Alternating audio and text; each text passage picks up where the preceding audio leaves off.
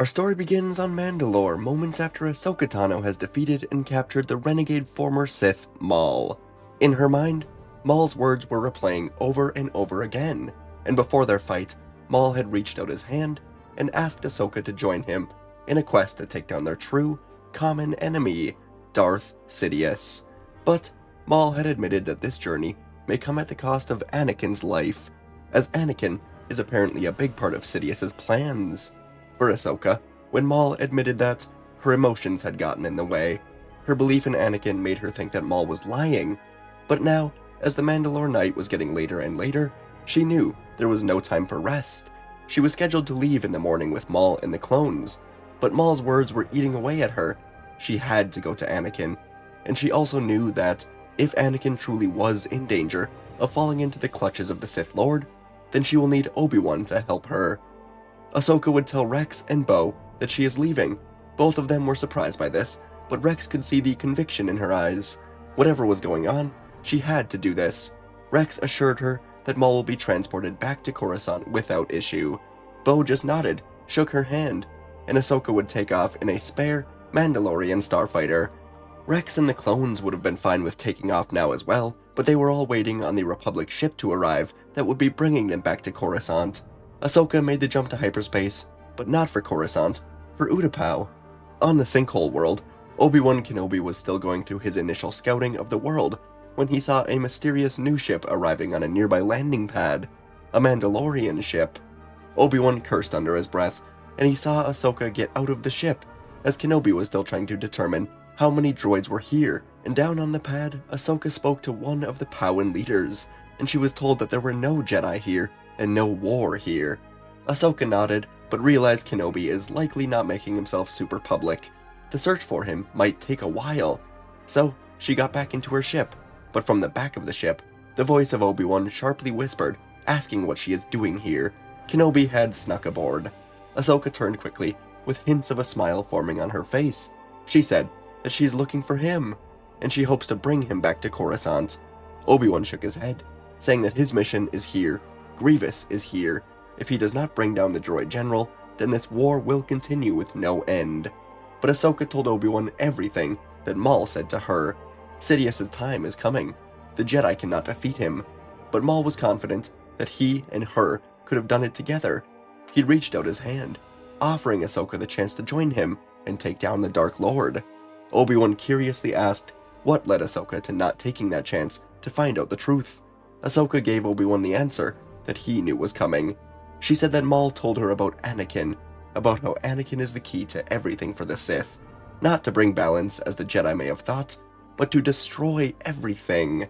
Obi-Wan's expression didn't change, and yet it looked as if he aged 20 years in that moment. He's long feared that the Sith have been planning something with Anakin. But Ahsoka stared at Kenobi, and she said that she is giving him the same chance now. Join her, not even as Jedi, but as friends to Anakin, as a brother. Come with her to Coruscant. Stop whatever is coming. Obi-Wan looked out of the window at the giant sinkholes, the birds, the Pauwan people, the thousands of droids hidden behind the walls, and he said that his mission is here. Grievous is here. Ahsoka begged him to forget his mission. All of it will be meaningless if they lose Anakin. Obi-Wan snapped back that he trusts Anakin. He believes that Anakin will do the right thing. But Ahsoka then asked if having him spy on Palpatine is the right thing. These words came out with more malice than intended, but she was frustrated. Obi-Wan shook his head, saying she doesn't understand. Palpatine is not to be trusted. But Ahsoka just said that Anakin may very well do the right thing, but it will be what is right to him. She said she won't be able to live with herself if she doesn't do something. If he can, then good for him, but she is going to Coruscant. Obi-Wan said blast it all, and he used the comms to contact Cody, saying he's been called back to Coruscant. He instructed Cody to complete the mission, and he gave the clone commander all of the gathered information about droid locations and where Grievous is. Cody just told Obi-Wan good luck, and the ship with Obi-Wan and Ahsoka rose up, as Obi-Wan knew he was disobeying orders, but it was only right that he goes against the Council for Anakin. And back on Coruscant, Anakin Skywalker soon found himself crying as he stared out of the Jedi Council window. The Coruscant sun was setting, and a blood-orange glow was setting in on the towering city. Anakin was staring right where Padme's apartment was. He could feel her inside of it, but not just her. He could feel the child as well, their child, and he knew, deep down, that she was going to die. The child was going to die, and the only person who could save her, the only person who even offered to help save her, was Palpatine. No, not Palpatine. Sidious, the Sith Lord. Tears continued to form in Anakin's eyes as he battled in his own mind, knowing that he trusted the Sith more than the Jedi. He lowered his head, and he decided he would go to Palpatine's office. He had to. He would decide what to do, depending on what Windu and Palpatine do. But as he turned, the Jedi Council tower doors slid open. His path was blocked. Ahsoka and Obi Wan were here. Anakin didn't understand. How was this possible? He didn't have time for this.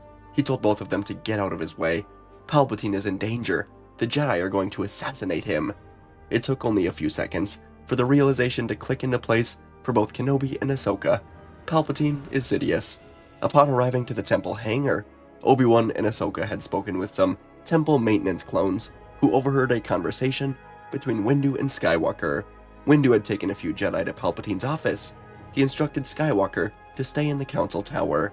At first, Obi-Wan could only assume that the Jedi were going to remove Palpatine from power, but now he knew it went far beyond that. They were going to take on a Sith Lord. Anakin wanted them to move so he could go and interfere with the Jedi and the Sith. Obi-Wan told Anakin they cannot do that. Anakin raised his head, asking if they're here to stop him. Ahsoka shook her head in confusion. Stop him? She asked. No, they're here to help him. Anakin almost laughed. How can they help him? They don't even know what's bothering him. Both Obi-Wan and Ahsoka didn't have to think for long. The list wasn't too long of what it could be, so they asked, is it Padme? Anakin turned back to the window, saying she's going to die in childbirth. He's seen it. He will not let it happen, and only Palpatine is offering him a solution. Obi-Wan told Anakin that the dark side is blinding him. His fear is being manipulated by this Dark Lord, and he sees now that the Jedi have failed him by not seeing the truth of how Sidious has infiltrated his mind. Obi-Wan and Ahsoka would finally get Anakin to sit down, and they would help him sort through his thoughts. Sidious had told Anakin that he must learn the powers of Darth Plagueis, the powers to save others from death. He must know how to save Padme. But Ahsoka and Obi-Wan reminded Anakin the cost of it. The dark side will take everything. The darkness is not the path to saving her. Anakin knew this. All they could do is be together, wait for Windu to return with Palpatine in custody. The presence of Obi-Wan and Ahsoka was helping more than he could have thought. But Anakin said he cannot stay here, and if they will not allow him to go to Palpatine, so be it. But he's going to be with Padme right now. They can come with if they choose. Both Ahsoka and Obi-Wan nodded, and they moved through the temple. The temple was quiet, full of younglings, Padawans, elders, of course temple guards, but overall a ton of Jedi who never really left Coruscant because they were not capable fighters in war. The quiet was eerie. Obi-Wan had a bad feeling about this. He could only hope that Windu was successful in defeating Palpatine. The three of them would get to the hangar, but once inside, they found the maintenance clone troopers in here, standing over the bodies of 2 dead Jedi. The three of them ignited their blades, deflecting sudden blaster bolts right into these clones who fired at them without hesitation. The clones fell. Ahsoka hurried over to them to see if they were alright, and asked why they would do this. Obi-Wan hurried over to the 2 fallen Jedi, but they were dead, littered with far more bolts than necessary. Obi-Wan closed his eyes in sadness. Ahsoka removed the helmet of one of the clones, who was still clinging to life. He looked at Ahsoka with pure hatred, eyes darting around, as he seemed to care about only one thing, killing her. Ahsoka used the Force to knock him out. Anakin had seen it. He knew what this was. Fives. He remembered it all, and Ahsoka looked up to tell Anakin that something was very wrong with the clones. But Anakin already knew, and he was staring out of the hangar. He may have been looking at a tsunami coming to wipe out the entire temple. Out in the night sky, dozens of LAT gunships were flying straight for the temple. Dozens more clone trooper speeders were flying with them, spreading out towards the many temple balconies, and below them, on the temple stairs, was Anakin's personal army. The 501st Legion was marching in perfect formation right towards the temple gates. And at the same time, Anakin, Obi-Wan, and Ahsoka realized that they could barely feel the Force. It was like the Force itself was being suffocated by death and darkness. A cold dread entered all of them. They could feel Jedi after Jedi dying across the galaxy. The three of them locked eyes with the same realization. Sidious has won. The Jedi have lost. And as Anakin has felt this feeling of pure death and despair, he was certain that Sidious did not have a single kind bone in his body. This man is a destroyer, and Anakin realized that the vision of Padme dying never had him in it. Perhaps he dies, leaving Padme alone. But Anakin ignited his blade. He would not fall without a fight. Across the city, Darth Sidious was staring out of his vast window, looking to the Jedi Temple. The temple would burn. Every Jedi inside would meet their fate that has been 1,000 years in the making. The light will disappear.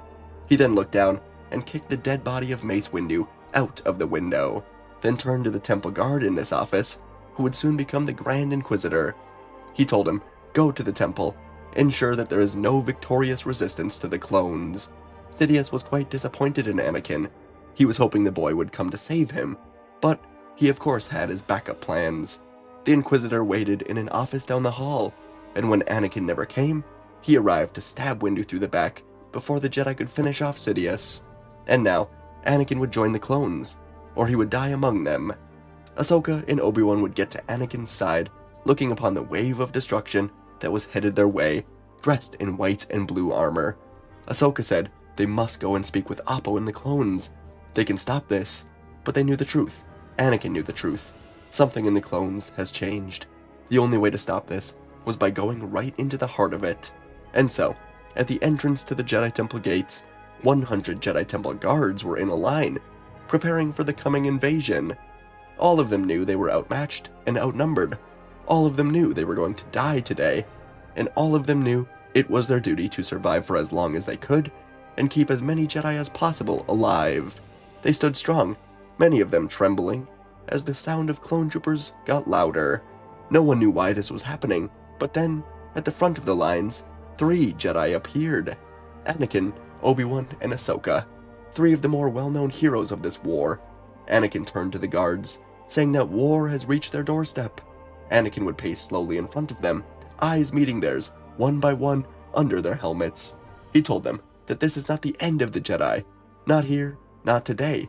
He reminded them that the temple is more than walls and towers. It's the children hiding behind them, the students still learning to trust the Force, the lives they'd sworn to protect long before this night. He said that the clones marching towards them are only an enemy. Enemies can be fought and defeated. He said that standing here means something, even if the galaxy never knows their names. Obi-Wan reinforced this truth with his quiet presence, nodding to Anakin. Ahsoka was standing with bravery despite her age, and this gave the guards more confidence. Together, the 3 of them formed something powerful. The guards felt it. Their backs straightened, and their hands tightened around their staffs. Anakin stopped, facing them all at once, telling them to fight with everything they have, for the innocent lives depending on them. He told them that the Jedi have been guardians long before they were generals, and that tonight they returned to that duty. The Force surged through the guards as their yellow blades ignited in unison, casting warm light across a determined line of warriors. Then, the first explosions would rock the gates as clones began to breach the temple. The first waves of the 501st poured through, and the defenders of the temple would surge forward to meet them as the sounds of blaster bolts and lightsabers filled the air. But the hope that Anakin had inspired would not stop the flood. Thousands of clones were pouring through the broken gates, white armor spilling into the temple like a tide, blaster bolts cutting down the first ranks of temple guards before they could even reach the clones. Above them, the LAAT gunships roared past the spires, cannons lighting up the temple balconies. Speeders screamed into side entrances. Every high ledge, every corridor, every bridge was a kill zone. Jedi Knights stationed at those posts would fight to the end, bodies falling over railings, vanishing into the carnage below. One temple guard was holding his line near the stairs, electrostaff crackling, deflecting bolt after bolt. Friends were falling all around him.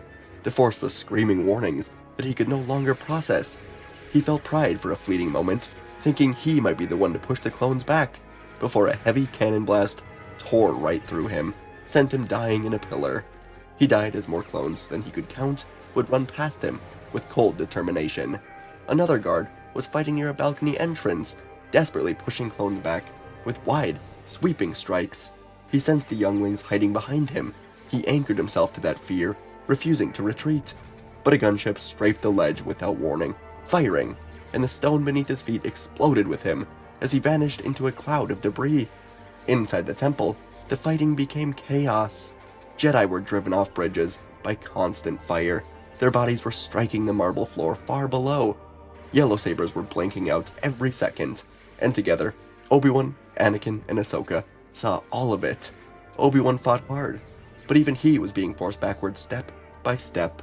He saw a temple guard signaling to others, guiding them into a side room under the guise of a defensive stand. Obi Wan felt the deception an instant too late.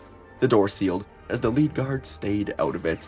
The room would erupt into fire, instantly killing a dozen guards, and the Grand Inquisitor slipped away through the smoke. Anakin fought as the best warrior here. Clones fell constantly to his blade, but for every one that dropped, 3 more took its place. He felt the order bleeding out in real time. Ahsoka moved beside him, but a blaster bolt struck her side.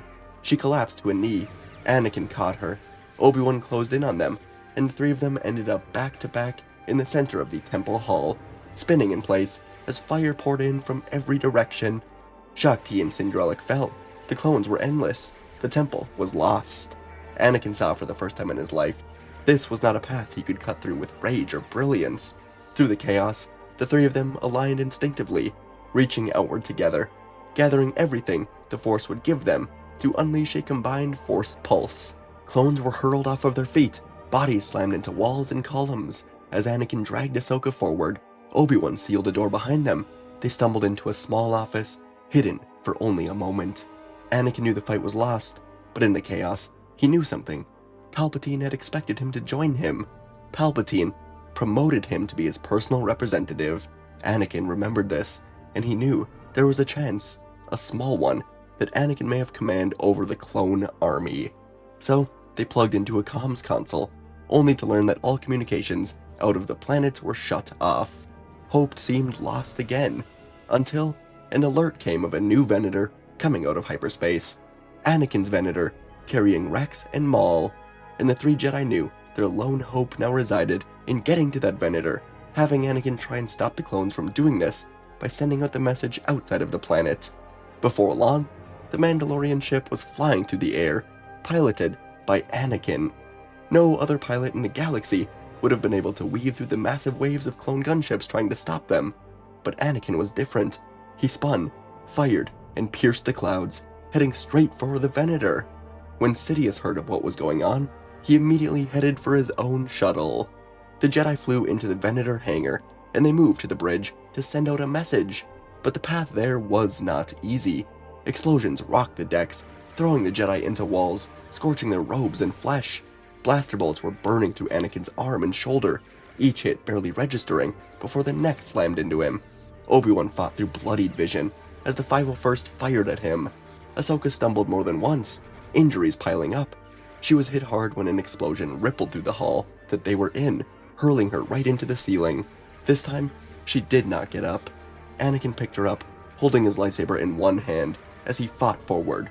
From that point on, the journey was all about survival. Obi-Wan went ahead, clearing corridors, sealing blast doors where he could, buying them any seconds he could.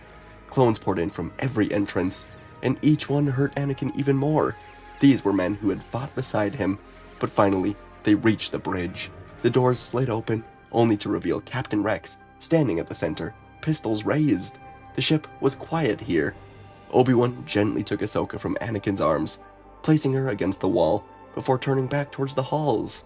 He told Anakin to do what he must, and then Obi-Wan sealed himself outside of the blast door, ready to hold back whatever comes next. Inside of the bridge, Anakin took a step forward, begging Rex not to do it. He told him this was wrong, that something has been done to them, and that there was still a choice. Rex's hands were shaking violently, tears streaking down his face, as his body betrayed him. He could feel what he was doing. He could not stop. The blaster would fire. The same instant, Anakin reached out and slammed Rex into the far wall. Rex would collapse, either dead or knocked out, and Anakin limped to the comms console, hands shaking as he forced the system online. Outside the bridge, the sound of Obi-Wan fighting off clone reinforcements would echo faintly through the door. Behind him, Ahsoka was unconscious. Anakin focused on the message. He opened the communications. He spoke to every single clone trooper. He spoke to them as the personal representative to Palpatine, as the only other person who could get through to them through the chips. And Anakin told them to stop this madness. He ordered them to stand down, to fight through the chips, and to realize what they are doing. From the doorway, Obi Wan opened it, and he urgently told Anakin that he is here. Darth Sidious is coming. Anakin understood. He turned back to the console, continuing to use his influence to tell the clones to stand down. Anakin did this for as long as he could, and then he would give new orders to the surrounding Venators around this one. The real enemy of this war, of the Republic, is on this ship. Do not hesitate. Do what must be done. Show no mercy. Destroy this ship. Win the war. And then he ended it. At the doorway, a red lightsaber would stab into the blast door, and Anakin knew that Kenobi has fallen. Anakin turned to the console once more. He recorded a message for Padme, for his children, saying how much he loves them, and how he is doing this for them. The blast doors opened. Sidious entered, telling Anakin he cannot escape. Anakin wasn't sure that his plan worked until cannon fire from the surrounding Venators poured into this one. Sidious realized what was happening as explosions filled the bridge. Fire engulfed both him and Anakin. Around the galaxy, clone troopers would hear Anakin, and his message broke through. On every planet, the clones stopped their terror. They stopped their hunt for the Jedi, and they realized they've been used. On Coruscant, citizens and clones alike would all look to the sky. The temple had been wiped out, largely evacuated, and now the Venator carrying Palpatine, Skywalker, Kenobi, Tano, and the 501st was crashing down like a flaming spear into the planet, and the flaming ship would slam right into the flaming Jedi Temple, destroying both in an instant.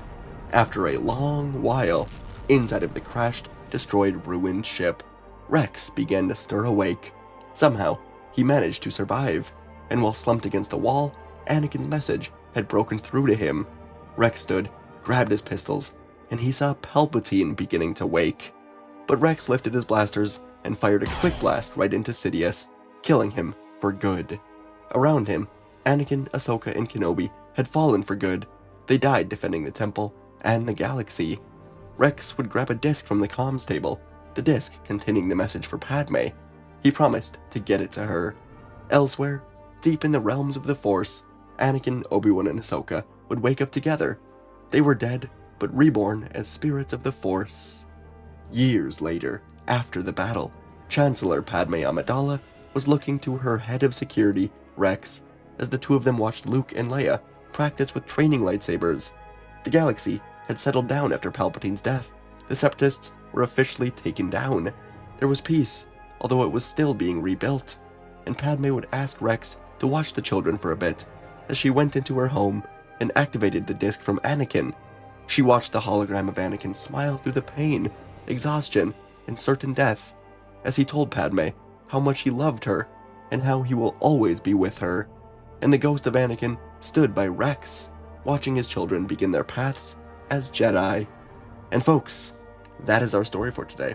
Hope you guys enjoyed this one. I put out a poll yesterday with 3 or 4 options, I think, of what story do you guys want to see. And this one got the most votes, last I checked anyway. Maybe there's a big surge at the end, but anyway. Yeah, this was the one that got the most votes, and one that I really enjoyed. I know everyone died. Maybe I do that a lot. I like the stories where, you know, has an ending where you'll sacrifice yourself and just win. But I really enjoyed this one. Hope you guys did as well. I think it makes, I don't know if it makes sense, but like I think it was fun. I think it served the story. I think it served the characters. You know, I like the part of Anakin rallying the troops in the temple. Just not gonna work. I mean, the clones were outnumbering them.